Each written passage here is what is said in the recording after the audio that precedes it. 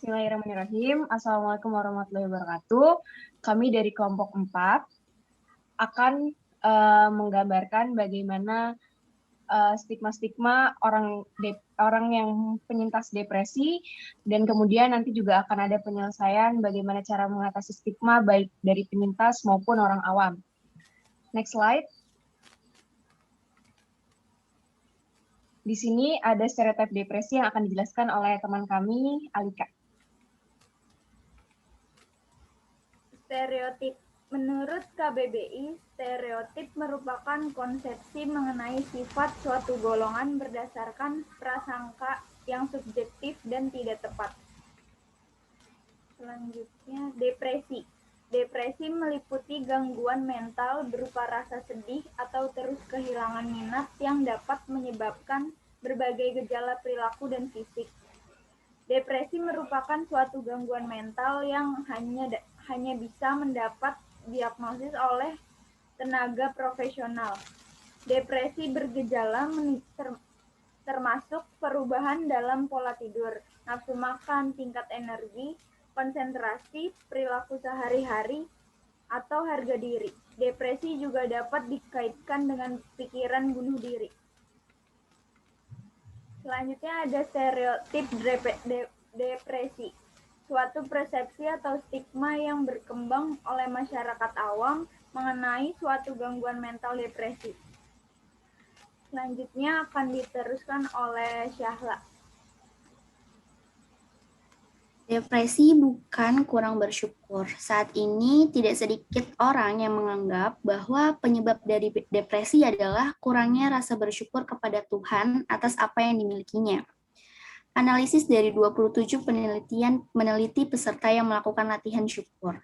Studi ini melibatkan 3.675 peserta. Dari hasil ini, dalam konteks gangguan kecemasan dan depresi tampaknya hanya sedikit yang bermanfaat dan tidak direkomendasikan sebagai treatment tunggal dalam mengatasi gangguan mental depresi. Ini bukan berarti bersyukur itu tidak baik. Namun penelitian sudah menunjukkan bahwa intervensi syukur ini efektif dalam banyak hal, tetapi kita tidak boleh berasumsi bahwa syukur bisa mengobati depresi. Next. Depresi bukan akan dibacakan oleh Ardi. Depresi bukan bahan candaan. Tidak semua orang punya depresi. Kayak misalnya ada orang ngomong gak usah lebay, semua orang punya depresi. Nah, kalimat ini itu salah. Semua orang mungkin pernah sedih, down, dan terpuruk. Tapi yang namanya depresi bukan kata ganti dari itu semua. Depresi wajib mendapatkan sebuah diagnosa resmi dari tenaga profesional. Dengan mengatakan semua orang pernah depresi, sama saja menyamaratakan orang dengan depresi, sama saja dengan orang yang sedang sedih, kecewa, dan lain-lain. Hal ini bisa menyebabkan penderitanya merasa tidak tervalidasi perasaannya, terkucilkan, dan tersepelekan. Lanjut. Oke, baik. Di sini ada cara mengatasi stigma. Next. Cara mengatasi stigma bagi orang awam.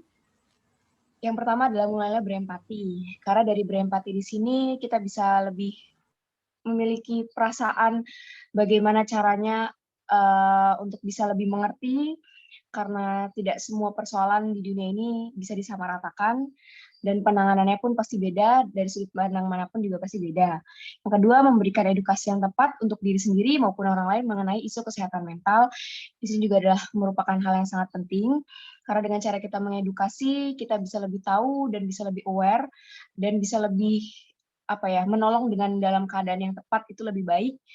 Terus kemudian mensupport dan memberikan perhatian untuk penyintas, karena kadang orang depresi hanya butuh teman, hanya butuh orang yang ada di sana untuk biar dia merasa tidak sendirian. Itu udah sangat-sangat cukup sih. Terus kemudian tidak mudah memberi judging atas apa yang sedang orang alami, karena balik lagi cara orang untuk menyikapi suatu permasalahan itu berbeda, kita tidak bisa menyamaratakan. Terus kemudian bila tidak bisa memberi saran yang tepat, hadirkan eksistensi kita dan dengarkanlah, karena kadang kita hanya perlu didengarkan oleh orang gitu.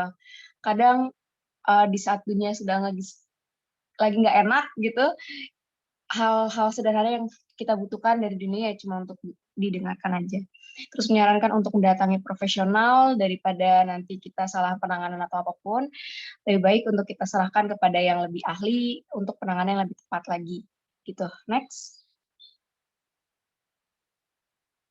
Kemudian untuk penyintas depresinya, yang pertama jangan self-diagnose, karena banyak ya di sosial media sekarang, kalau seandainya kita udah tahu nih, oh depresi itu berarti gini, sedih, gini, oh berarti gue depresi. Belum tentu, karena perlu banyak beberapa tes, bahkan tenaga profesional pun harus beberapa kali melakukan uji tes kesehatan mental untuk memastikan bahwa seberapa parah tingkat depresinya dan apakah benar ini orang depresi atau kayak gimana, itu harus ada penanganan khusus. Yang kemudian yang kedua, fokus terhadap pemulihan diri, jangan fokus terhadap apa yang orang lain katakan, terhadap stigma-stigma. Kita fokus aja atas apa yang memang terjadi di hidup kita untuk bisa jadi diri kita yang lebih baik, the best version. Terus yang kemudian datang ke profesional untuk mendapatkan penanganan yang tepat. Terus yang ketiga, positif afirmasi untuk meringankan gejala. Di sini penting juga sebenarnya bersyukur tuh bukan suatu hal yang pertama banget untuk menangani depresi, tapi dengan cara bersyukur mungkin adalah salah satu positif afirmasi. Hal-hal kecil yang kita syukurin itu bisa melatih amigdala kita untuk bisa lebih memandang suatu hal dari segi positifnya, meskipun terlalu positif juga nggak bagus, tapi terlalu negatif juga nggak bagus. Jadi kita bisa lebih menetralkan pikiran biar nggak terlalu positif dan negatif. Tapi positif afirmasi ini bisa lebih meredakan gejala-gejala depresi dari otak kita yang lebih rumit, lebih menyederhanakan pikiran gitu sih. Terus kemudian hidup berkesadaran.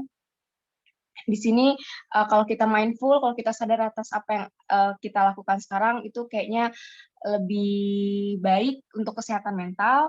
Terus kemudian berdamai dan ulas asih terhadap diri sendiri, atau ya bisa kita bilang bahasa psikologisnya self compassion.